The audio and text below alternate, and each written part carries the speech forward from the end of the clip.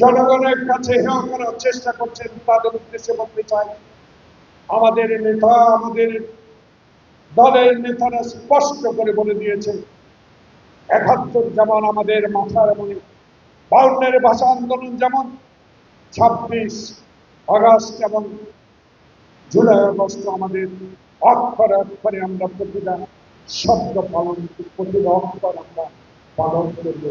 কিন্তু আমরা তো গণতান্ত্রিক রাজনৈতিক দল, তাই আমরা আমাদের নেতা বলেছে স্পষ্ট দিয়ে বিভ্রান্ত না ছাড়িয়ে আসুন।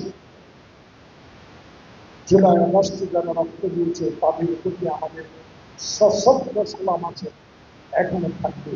কিন্তু জুলাই আগস্ট যারা আজকে পুঁজি করে অসত্য বানোয়াট আমার দলের নেতার বিরুদ্ধে কথা বলবেন বিনা কারণে, সেগুলো জনগণ কোনোদিনও গ্রহণ করবে।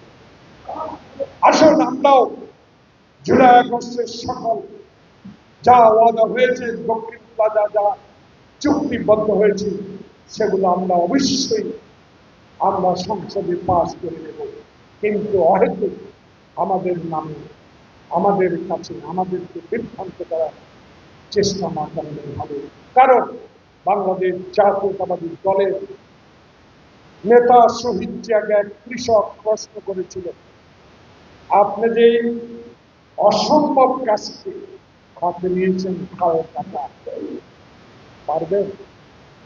উত্তরে বলেছেন শহীদ জিয়া, আমি সৈনিক, আমার সাহস আছে। সেই সাহসী সৈনিকের সন্তান তারেক রহমানের হাতে জুলাই আগস্ট সকল কর্মসূচি পালিত হবে। আজকে তাই আমরা বলতে চাই, আসুন বিরোধী দল বিভ্রান্ত না ছড়িয়ে বাংলাদেশের মানুষের কাজে, বাংলাদেশের জনগণের সেবায় যে সরকার এগিয়ে এসেছে, বৃক্ষরোপণ, ফ্যামিলি কার্ড, কৃষক কার্ড, খাল কাটা, মসজিদের মুয়াজ্জিম আযানদেরকে ভাতা দেওয়া, আজকে সেই কর্মসূচিকে সফল করে আপনারাই বলেছেন কোনোদিনও ফ্যামিলি কার্ড সফলতা আনবে না। ইনশাআল্লাহ সফলতা এই দেখছেন ১০০% সফলতা আসবে বাংলাদেশে। আমি আবারও কষ্ট করে যারা আসছেন, আপনাদের প্রত্যেক ৩ মাস পর পর আপনাদের সাথে আমার সাক্ষাৎ।